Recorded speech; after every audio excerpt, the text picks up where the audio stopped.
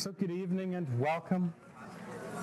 We've got today and we've got Wednesday, and then that's going to be it for me. So we might as well get going.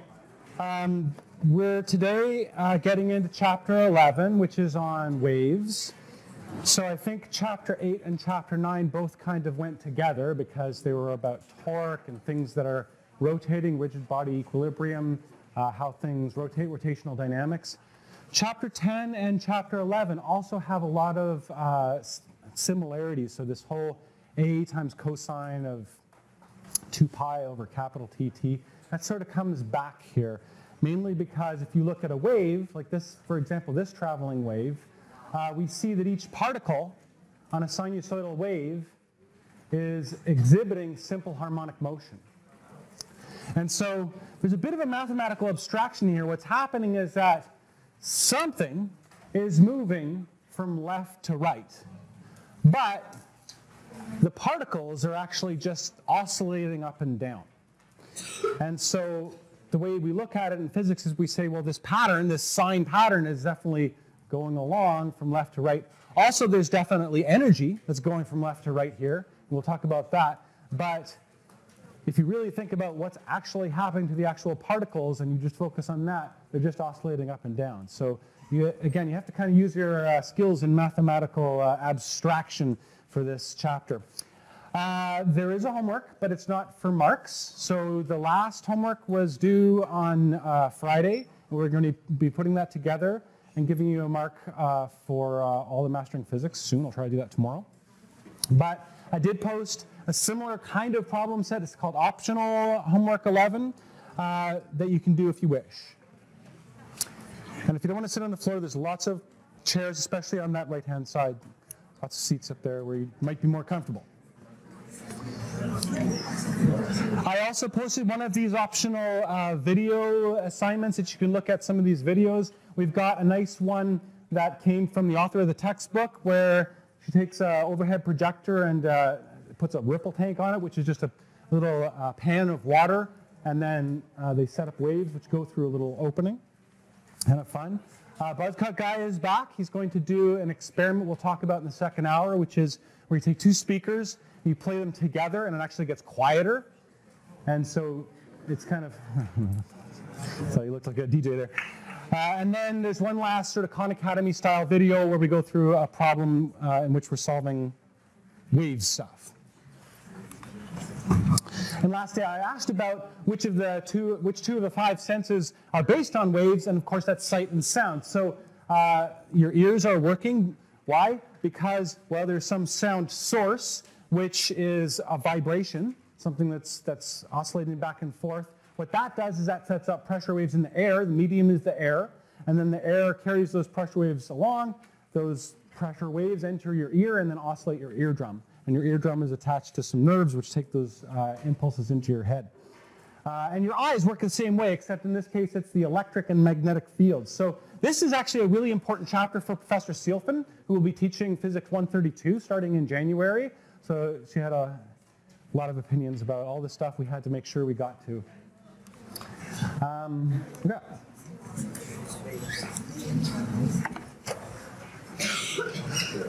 All right. Take care, sir. Bye-bye.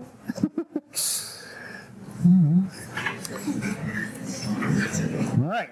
Not sure what that was about, but somebody just left. Okay. Any questions before we get going about anything?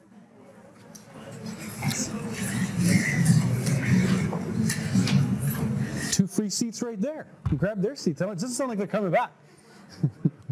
Yes, question.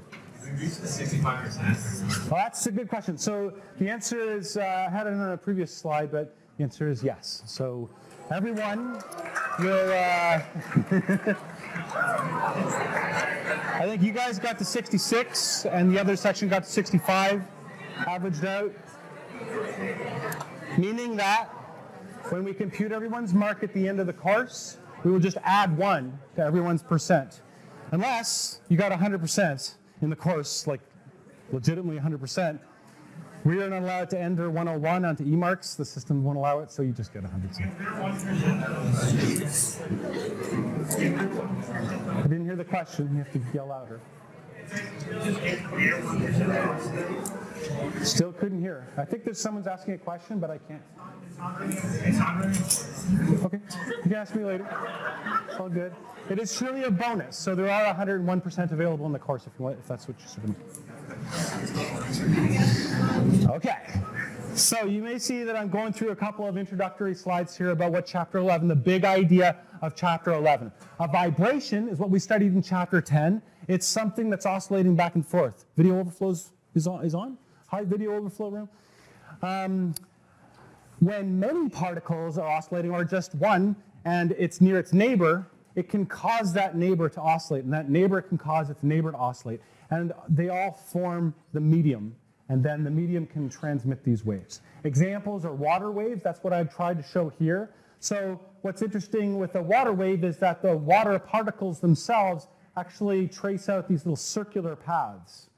They go both back and forth and up and down. But then the wave pattern itself goes along. And so if you're a surfer and you put your surfboard on this part, you kind of get pushed along by it. So waves carry not only energy, but they also can carry momentum along and push a particle.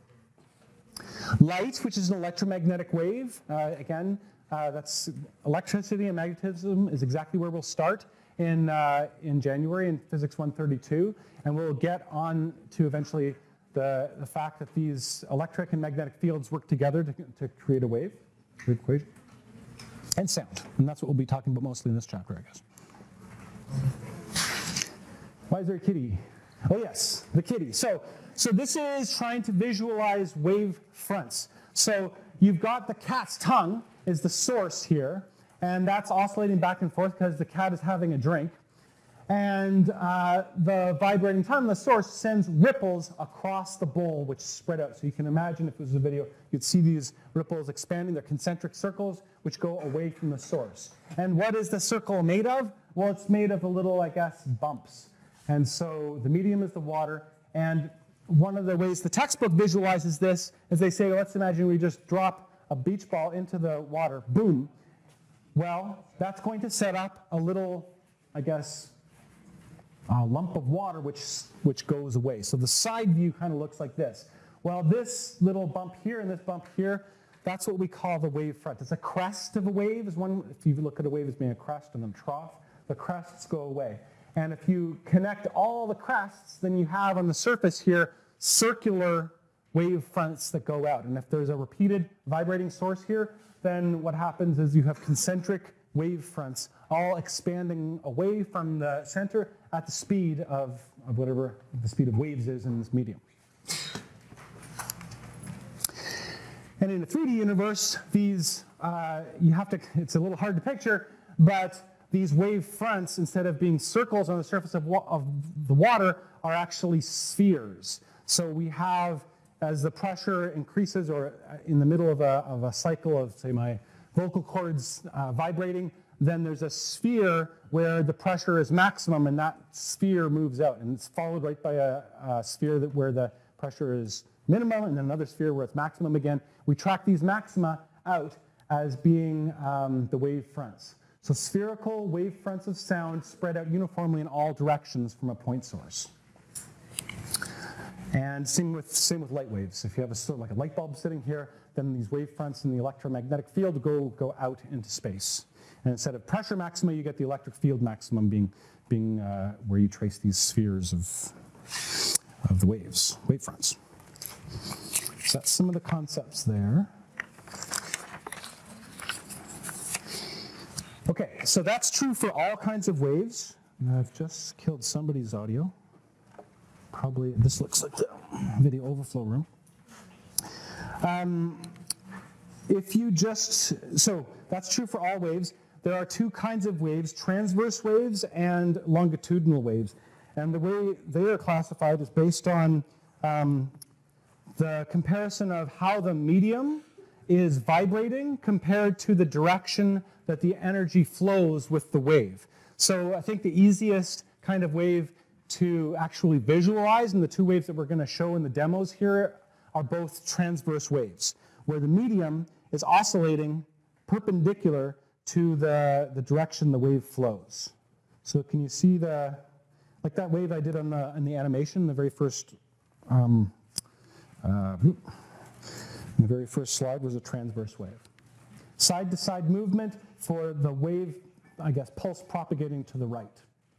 So examples would be vibrations in a stretched string, which is what we're going to show. A longitudinal wave is more difficult to picture, but what's happening is that the vibrations are going in the same sort of direction, parallel and anti-parallel to the movement of the energy of the wave. And an example of that is sound waves. You can have sound waves in the air, you can have sound waves in water, you can even have sound traveling through a solid. But they are characterized by regions where the particles are closer together, so sometimes it's called a density wave, and then also regions where the particles are further apart. And so these regions where the particles are close together, the term for that is called a compression, because I guess not only does the density go up, but also the pressure.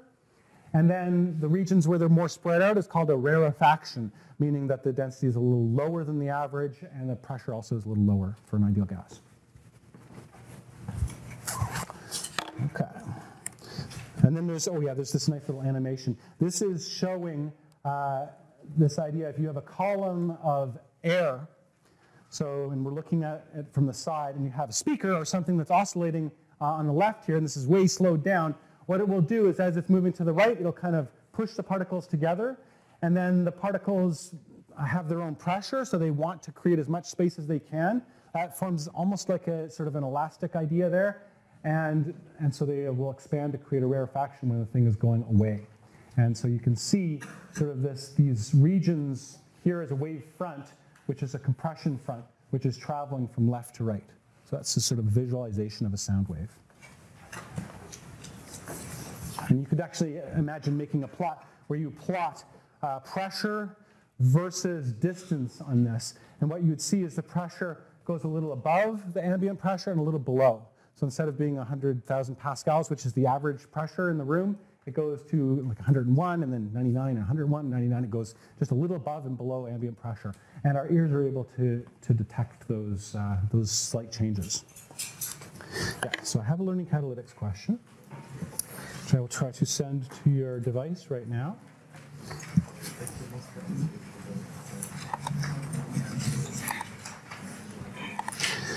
What is a transverse wave? So one of these definitions is better than the other three. A wave in which energy is transmitted opposite direction of the wave motion. B, same direction as the wave motion. And C and D are a wave in which the medium oscillates in a direction and is either parallel to the direction the wave energy travels or perpendicular. If you want to discuss that with your neighbor, I'll give you a minute. Okay. So I want to show you another couple of quick little animations, and then I'll try to actually do this with our demos. And I don't know how the demos are going to show up in the overflow room, but at least they've got audio now. So imagine you've got, and what we're showing here is a transverse wave pulse in a stretched string. What can happen is something might change in that string, and it can go one of two ways. This is the case where the string suddenly becomes lighter.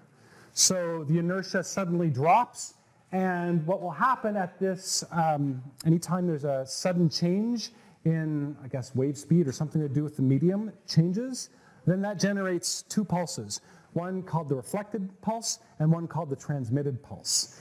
And what happens if you're going from a heavier medium to a lighter medium is that the wave will want to speed up, and when it does that, the reflected pulse is upright, so that one that's going back to the left is the same, I guess. If it's a positive pulse, you get a positive pulse going backwards. And you also get this positive, somewhat larger pulse that takes some of the energy and transmits it through. And then if you go the opposite way, if you have a lighter string that's attached to a heavier string, something with more inertia, it wants to stop it, and somehow what that does is it causes the reflected wave to bounce and be a negative pulse. It inverts that pulse. So reflected pulse then is inverted, and always the transmitted pulse is positive. So now this happens with light. If you have a piece of glass, for example, and there's some light that wants to travel through the glass, when it hits the interface between air and glass, it always creates two light waves. One that goes through it, the transmitted pulse, and there's always also a reflected pulse, which is why when you look at glass, you see a little bit of your reflection. So that's one example. We have a rubber hose that Pius is tied to that doorknob over there. So I can try to do that here. And again, I don't know how this looks in the overflow room, but at least you can see it. So there's a stretched rubber hose. If I produce a positive pulse, okay, the doorknob is completely fixed, so it has a very large amount of inertia. So this is sort of like the reflection from a heavier end. You see it? So the pulse is a negative pulse. It's negative to what it was. And I guess I could produce a negative pulse and see what the reflection looks like. Let's hit it down. You see that? So that produces a positive reflection. It just inverts whatever you've sent down there. And all I can say, I know how to solve it using the wave equation, but conceptually, I think what's happening is this energy from the rubber hose kind of hits that fixed end, and there's almost like an elastic collision where it reflects the opposite direction. So it wants to go down, hits the doorknob, and that causes a positive pulse to go back. So that's kind of neat. Okay, we'll come back to this later when we do standing waves. This is a wave machine where you send a pulse along, and there's what's really fancy, eh? Pius got this from Pasco, and I think it costs about $300 or something. But anyway, it's just a lot of little sticks that are connected along a torsion stick up the middle, and so they kind of rotate around this. And so what happens here is it's an open end. And so that's a little bit like going from a heavier string to a lighter string. You have a lack of inertia going beyond. So if I send a positive pulse, then there's a positive reflection. Okay. And if I send a negative pulse, let's do that. Wait for it to calm down. Negative pulse. Oop. Can you sort of see it? It's hard to get it without doing too many oscillations. Let's try that. Negative pulse comes back negative. Okay. And again, we'll come back to both of those when we get to standing waves. Any questions or anything? So hand going up. So now we get into a little bit of the tricky part of waves, which is that there are actually three variables you need to keep track of. One is, I guess, what's called the dependent variable, which is the height of this wave. Oh yeah, and here's another one that I can do with this one, is I can try to convince you that waves carry energy. So let's say I want to give myself a high five. I could go like this and go, and I've smacked my hand and transfer some energy from my bottom hand to my top hand. But I can also do a high five at a distance by going like this. Boom. Okay, so I started with the energy over here and hit this stick and waited for my high five to hit me over here. So okay. Waves carry energy. Of course, I've lost my. All right. So that's the dependent variable is the y direction. This is the x direction. So there's y and there's x. And there's a third variable, another independent variable. You know what it is? There's something else going on here, which is tick, tick, tick, tick, tick. You can use your stopwatch and find out how much time it takes to go across. So there's x, there's t for time, and then there's y. So when you have 3D in physics, what you do is you just plot 2D, because we're so bad at drawing, but you do it twice. And so one of them is called the snapshot graph. That is where you fix an instant of time and plot y versus x. It's just literally like taking a picture of what's happening at an instant of time. And then the other thing we can do is we can look at a particular value of x and plot y versus time. And this is called a history graph. So how do you go about doing that? Well, let's take this. These are a bunch of snapshots taken at different times, like successive frames from a movie, for example, where like this is time 1, time 2, time 3. The wave pulse is going from left to right. But if you take like one particular value of x, let's say x1, for example, and look at what happens, you could make a plot of the y displacement versus time. So you have what's called, I think, the leading edge, which is the one that's at the front of the wave pulse. First, the leading edge hits at a low value of time. Then later, it gets to the peak. And then later, it starts going down the trailing edge. And if the trailing edge is sort of a less slopey thing than the leading edge, then it might go tick 1 second to go up and then tick, tick, tick 3 seconds to go down. So if you plot t equals 1, 2, 3, as the wave goes along, then what you get in a time versus y plot is that it actually gets flipped. If your pulse is going from left to right, the first thing that happens at x1 is the leading edge hits you. So that's, if it happens first, that's at a low value of time. And then the second thing that happens is that the trailing edge hits you. So do you see the difference? Here the steep edge was on the right in a snapshot graph. In a history graph, for the pulse traveling left to right, that steeper part is on the left there. So it's a bit tricky. History graphs are the ones that are, one that's kind of hard to picture, isn't it? It's this graph is telling us the history of a particular point in the medium as time goes on. Okay? Earlier times are on the left, later times are on the right. So it's good to be able to kind of go back and forth. What's really happening is that y is a function of x and time. But since we can only make 2D plots, because we're bad at drawing, we do a snapshot graph or a history graph, or both. And I guess we could do a 3D graph if we were 3D animators. Maybe that's a good job for somebody who could do that stuff.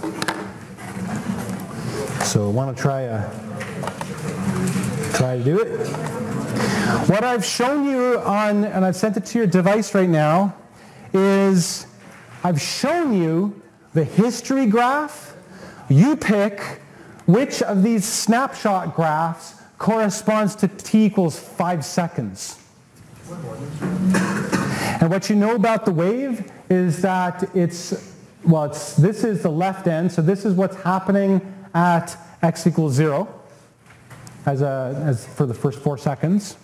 But at 5 seconds, at that instant of time, what do you think the snapshot of that rope is going to look like? I'll give you a minute to think about that. And if you think you get it, try to explain it to your neighbor.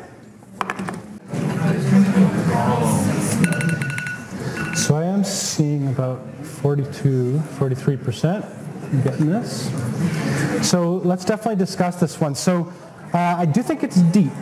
So the way I'm thinking of it, so you also need this information that the velocity of the rope is 2 meters per second.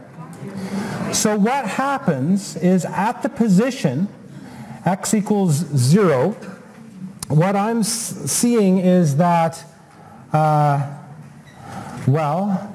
the wave goes, first it goes up slowly, and then it goes down quickly. So I think that this must be the leading edge, because that's the first thing that happened, and this is the trailing edge. Okay, so the thing that's going, so it can't be A for that reason, because this is too steep.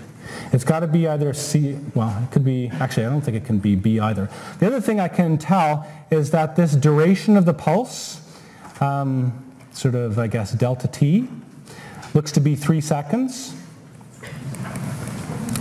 And the width of the pulse, sort of delta x or something, is going to be delta t times v. And so it's going to be 3 times the 2 meters per second. So it should be about 6 meters wide. So that's why I didn't like 8 minus 5 was only 3 meters. So this is only 3 meters. So, but this one's 6 and this one's 6. So which one is it? The other thing that I can tell you is that after the trailing edge at 3 seconds, there's another 2 seconds later before you get to 5 seconds. So this pulse should travel in 2 seconds, 2 times 2. It should be 4 meters. The trailing edge should end 4 meters to the right. So that's why I think it's this one. So this is sort of an acceptable way, I think, of doing a multiple choice question, is ruling out some of the distractors. Yes, question? Why is it 2 times 2? Yeah. So what I think here is this is 2 seconds delay times 2 meters per second speed. So the pulse should have traveled for 2 seconds after you see that trailing. And if it's going 2 meters per second, then it should be 4 meters away by that time. 2 seconds times 2 meters per second. Okay. So that can be a bit of a stressful thing, is switching in your mind between a snapshot graph and a history graph. But you do get kind of used to it. Okay. Now, what I've been showing you so far are what are called triangle pulses. A triangle pulse goes along. But I can do any pulse I want. I could do like a rectangle, or I could do, I guess, a sine wave or something, a little wiggle as it goes along. So you can send any shape of pulse along that you want, and cosine is one of those shapes. So, sorry about all this math, but these equations, you don't really use them so much as you kind of look at them. And what it is it's y is a function of lowercase t and lowercase x. These t and x are the independent variables showing where in the string you are and what time it is. And you put this all together and take the cosine of it if the shape of the wave is a cosine. And it turns out that if you do a minus here, that's describing one of these cosine waves that's traveling from left to right. And if you put a plus in there, it means that the whole wave is traveling from right to left. The capital letters are the constants, and there's 3 of them here. There's the period, there's lambda, which is the wavelength. It doesn't show up there, but I can tell you what that is. This thing right here, lambda, looks like that. Greek letter lambda is called the wavelength, and I'll talk more about that in a minute. And the units of wavelength are meters. Okay, because we need to have this whole thing being dimensionless. It has to be in radians eventually. So t divided by capital T, the period is in seconds, and x divided by lambda, you've got the wavelength in meters and x position in meters. Frequency of the wave is just 1 over the period of the wave. The amplitude of the wave is the maximum value of y, so how much distance it goes up and down. This could also, amplitude, if there's a sound wave, it could be measured in pressure units. It doesn't have to be meters necessarily. It could be volts per meter if you're measuring electric field strength, but it's some kind of amplitude. And then you've got wave speed. Now this wave speed is one of these weird mathematical things. It's not the speed of the particles as they're oscillating, it's the speed of the wave pattern. It's the speed of the disturbance. And the way they say it in Atkina is the wave speed in meters per second is the distance that the disturbance travels in some time interval divided by that time interval.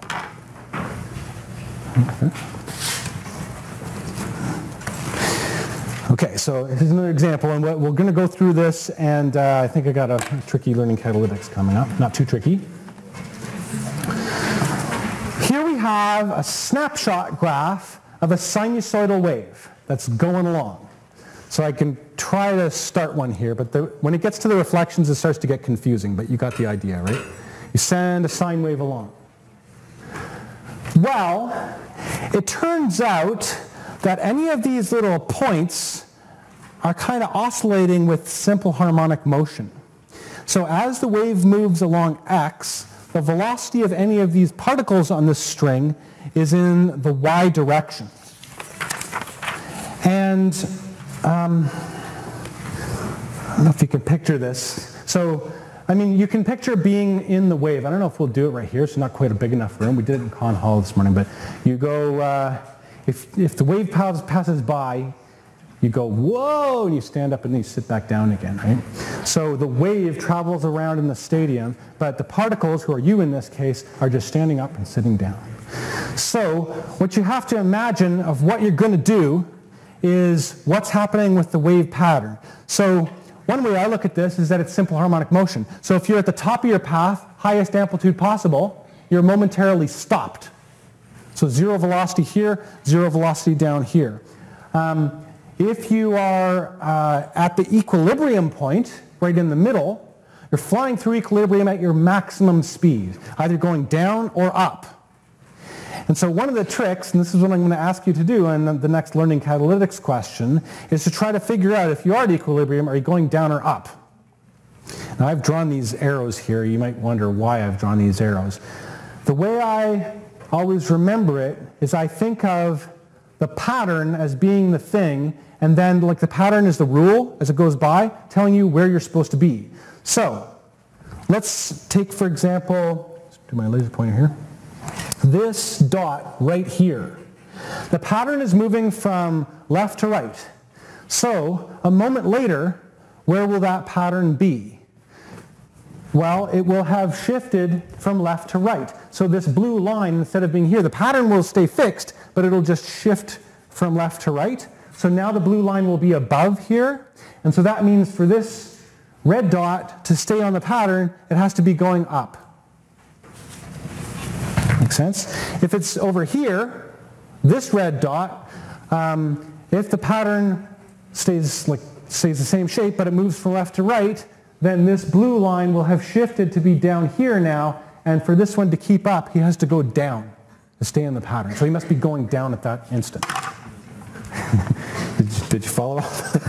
So, okay. So this is not a multiple choice question. This is, you have to somehow use your finger or your mouse to draw the direction of the velocity of the dot.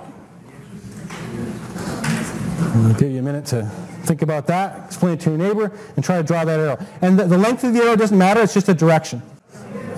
And stop.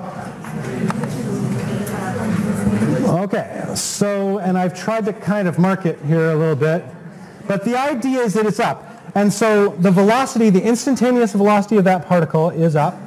Let me try to convince you why. This is v. So this right here is the direction of the pattern motion. Of the pattern motion. So it's not that anything is traveling that way, but the pattern is traveling that way. So this is the pattern right now. So a little bit later, this pattern will look like this.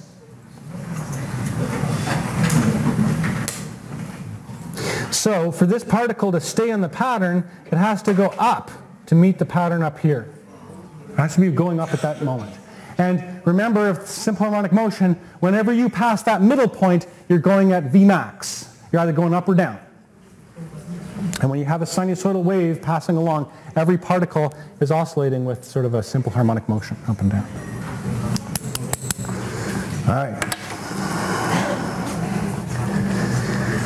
So going fast and furious here, and we're going to move on to wave speed, which is next. But I'll take a little quick pause. Are there any questions?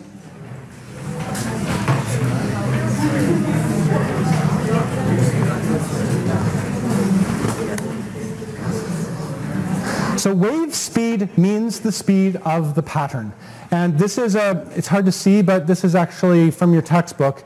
It's from page 319, which shows 5 snapshots as the wave pattern moves along in the plus x direction. So if you start at t equals 0, the pattern looks like this. At t equals a quarter of a period, it looks more like sine wave. It starts with cos, then goes to sine. Then it goes like this. So this crest is going along from left to right. And you can kind of almost connect the dots. If we have it goes kind of like this almost. All these things in time. So the distance right here that it travels in one period is what's called the wavelength. and again lambda. So the nice thing about this equation is it can be rearranged to solve for either lambda or the wave speed v or the period t, depending on which two of these variables you have. So this is an important equation to have on your aid sheet. So this is true for sinusoidal waves. So that's what wave speed means. And then what we have is different media have their own different speeds. And so the first example is a stretched string. So it looks like this. I will do the demo again and try to show you that a wave pulse, if I have a low value of tension, so I stretch it this much and there's kind of a big, sort of droopy, I guess. If I send a wave pulse, boom, it takes that long to get from here to the doorknob. Let's do it again. Okay. If I then increase the tension by stretching the rubber hose more, I don't want to stretch it too much or else Pi says not will fail and the whole thing will fling right into my face. Okay. So now it's higher value of tension. I hit the pulse, it goes much faster. You see that? And I could do it even more. Again, I'm afraid of that thing flinging off. It's going to be hilarious if it hits me in the face. Okay. That's a really fast pulse. Boom, boom, boom, boom, boom, boom. Okay. And again, I reduce the tension. So somehow the tension has something to do with the wave speed. And if you've ever tuned a guitar, you know that the frequency goes up as you increase the tension. And that's because these pulses are going back and forth when you pluck it really, really fast. So again, lower tension. Let's do again a really low value of tension, low wave speed. So that's the denominator here. It's called, the tension is F. So I apologize for tension being F. The reason is that we've already used in this chapter capital T for period, and I guess they thought it would just get really confusing if you use capital T for tension in newtons when, so in this chapter 11, F equals tension in newtons. The other thing that's important, and this is also something that if you play guitar you might have noticed, is that the thicker strings already have a lower frequency. And so something about the mass per unit length of the string matters. And that's called mu, as in what the cow says, but it's also like this, mu. That is the mass per unit length of the string in kilograms per meter. So I can do a little example. So let's zoom in a little bit here. Can you see what I'm doing? An 80 kilogram climber hangs from a rope 20 meters below a rocky overhang. So I can try to sketch that. You're going on a cliff. You've tied off to a tree or something like that, which is a good idea. And you're hanging down here. So there's the climber. And the climber has a mass of 80 kilograms. And this distance from, I guess, the overhang to the person is 20 meters. Okay. The rope has a linear density of mu is equal to 37 grams per meter. So if you convert that to SI units, you're going to need to divide by 1,000 to convert kilograms to kilograms. It's going to be 0.037 kilograms per meter. Okay. It says approximately how long would it take a transverse pulse to travel the length of the rope from the climber to the overhang. So maybe you have someone at the top and you could send them like a pulse by just hitting the rope and then up goes the pulse to the top. And you want to know how long does it take that pulse to travel? So we're going to do the wave speed. So what I think here is that the climber is supported by the tension in the rope. And what I'm going to do, although this might not be a very good idea, but I'm going to assume that the tension is constant. We can check it later, I guess. But if the tension is constant, then what we'll do is use the pulse speed, or wave speed, v is equal to the square root of f divided by mu. Okay, so you can do, I guess, a force diagram of a climber if you want to.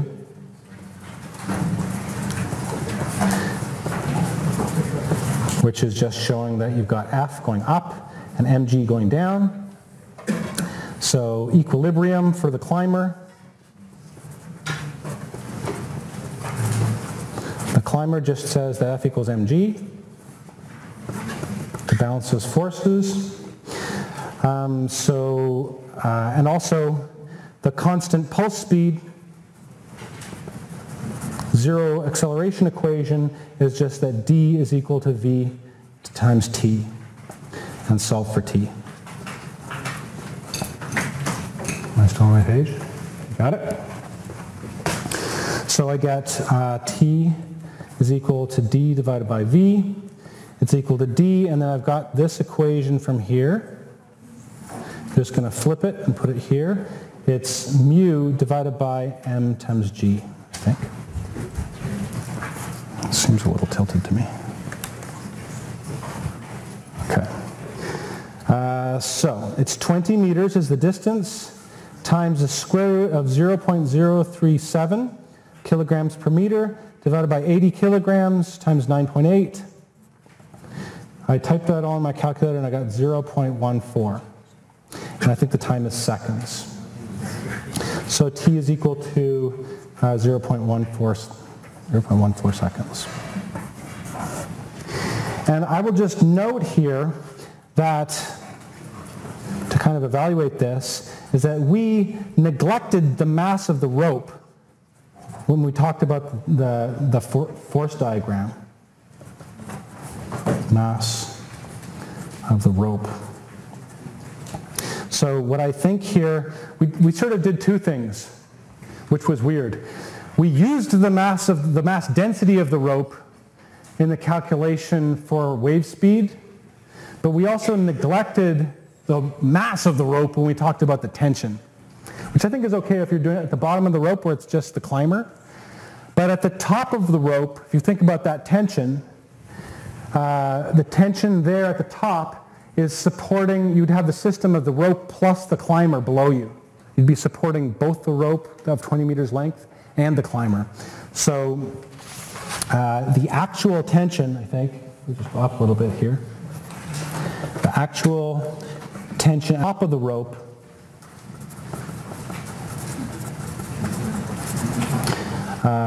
supports the rope plus the climber. So we could evaluate that, what that would be like.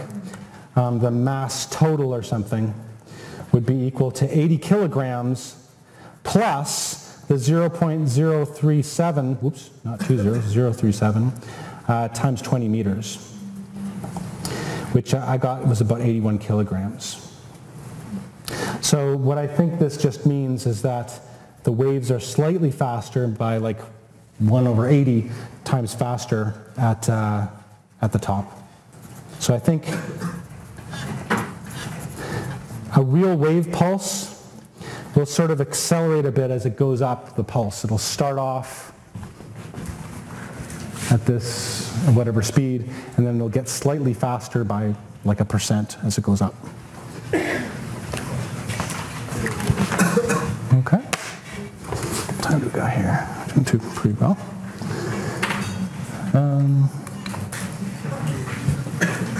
So I will scan that right after class.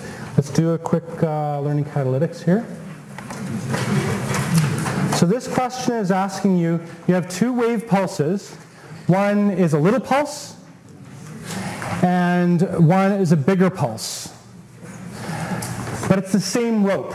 So maybe we do the same rope, same tension, same mass density, but we hit a small pulse, and then later we hit a bigger pulse. How do the speeds of those two waves compare? Is VA bigger than VB, or VB bigger than VA, or are they the same? A minute to think about that.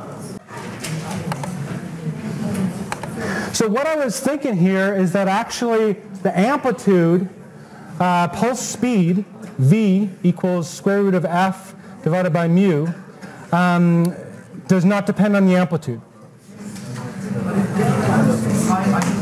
Does that make sense? The amplitude of this pulse maybe is this distance here, A, versus this distance here, A. Certainly this pulse has a bigger amplitude, but it shouldn't change the wave speed. And then the last thing, this is not too hard of one. This one's a little more straightforward, I think. For a wave pulse on a string to travel twice as fast, how do you have to adjust the tension? And I think what I'll do for this one, oh, sorry.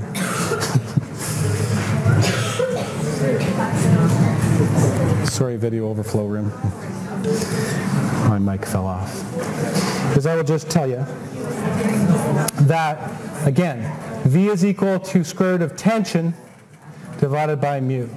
So if you want V to go up by a factor of 2, I think you might have to increase that by a factor of 4. I'll leave that up because I do want to take a quick break.